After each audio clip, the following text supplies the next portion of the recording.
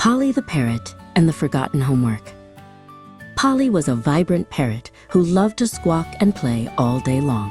Her feathers were bright, and her laughter echoed through the forest, but sometimes her love for fun made her forget important things, especially her homework. One sunny afternoon, Polly was having a grand time playing hide-and-seek with her squirrel friends. "Ready or not, here I come," she chirped, diving behind a big oak tree. Her school bag sat forgotten by her nest, its flap slightly open, revealing a book of math problems. As the sun began to set, Polly flew back to her nest, tired but happy.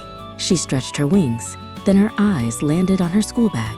"Oh no," she squawked, remembering her math homework. A little cloud of worry formed above her head.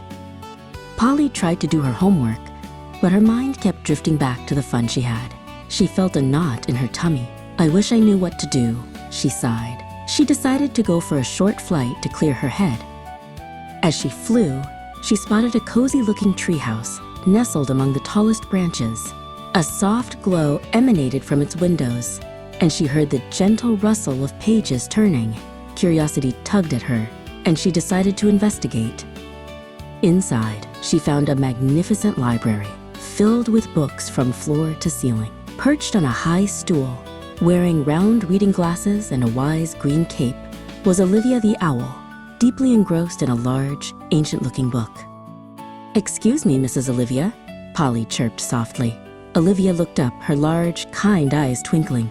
"Hello, little one. What brings you to my library?" Polly explained her predicament, her voice a little shaky.